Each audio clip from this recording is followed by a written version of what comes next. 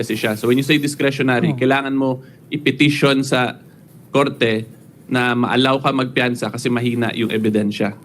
So pwede po yan gawin nila Senator Marcoleta. Pero during the pendency na hindi pa na-actionan ng court yung petition for discretionary bail na yon, talagang madedetain mo na sila.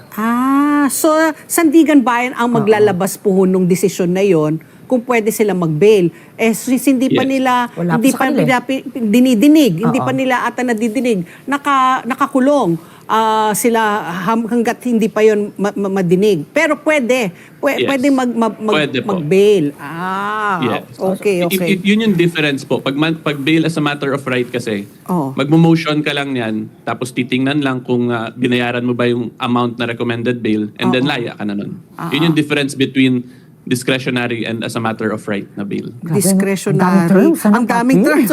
So follow up ko lang, Attorney Neil. Sa kaso po ni nung tatlo, ni Mike Defensor, ni Joseph, at saka Angeles yata, if I'm not mistaken, the last name. How long, normally in the process, how long will they be there? Because I'm sure they will file bail, di ba? Pero yun na nga, I don't know if the Sandigan Bayan is just dribbling it para matagal pa sila nandyan. But normally, how long does this process take bago sila makalaya na with bail? Yung hindi rin po automatic na porket nag-file ka ng petition for discretionary bail, makalaya ka, mama. You have to convince the court na mahina yung ebidensya against you. So parang naka-trial ka din. Parang mag-hearing din po yan. Mag-hearing din. Parang magkaka-mini hearing for the bail to determine kung mahina ba yung ebidensya para bigyan ka ng discretionary bail. So may hearing ka for the bail lang. Tapos wala pa, iba pa yung hearing para sa kaso mo. Grabe, no? Hassle talaga to. So gaano katagal po yan? Normally pa. Yung sa Sandigan. Kasi alam natin sa mga RTC, di ba? It can take months, years. Pero sa Sandigan Bayan, tapos mga high-profile cases ito, do you think mas bibigyan to ng pansin, mas madadali yung hearing lang para sa bail? Well, considering mabilis po nila nalabas yung warrant, di ba? Nung Friday final, Monday. Meron agad warrant. So, since this case is a matter of public interest, high profile, tingin ko naman susundin naman siguro ng Sandigan Bayan yung strict timelines under the rules. Which is? Kasi generally po, meron talaga kang rules under the rules of court kung ganitong period, in 60 days usually yan that maglabas ng decision. Pero in actual practice, because of the yung caseload, sobrang daming cases ng korte, hindi yun nasusunod yung ganung timeline.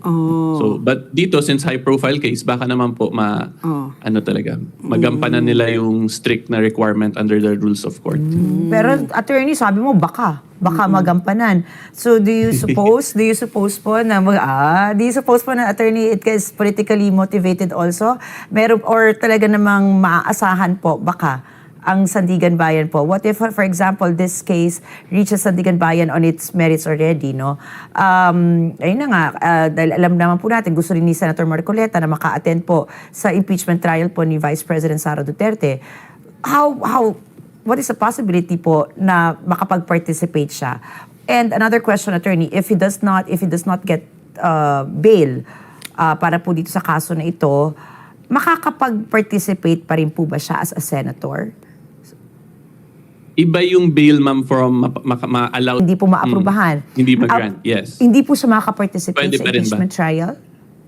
Pwede pa rin naman. It depends on if the court will allow it.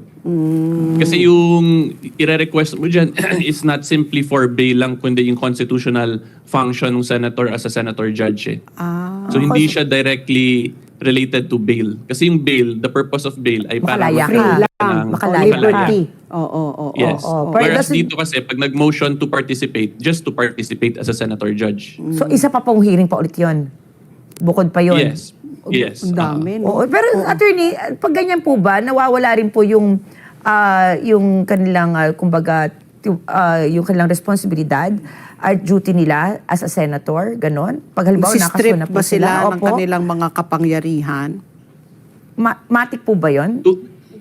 Yung position ko dyan, ma'am, hindi. Kasi they are still considered as senators of the Republic. And they were Kasi voted. currently, they are still presumed sila. innocent. Wala pa naman pong any conviction disqualifying them to hold office. So, they are still senators of the Republic of the Philippines. Therefore, they are not stripped of their functions. Ayun. In other words, kasama pa rin po sila dun sa mga voting thresholds, yung sa 2/3 to convict. Oo. Yan. Dapat kasama.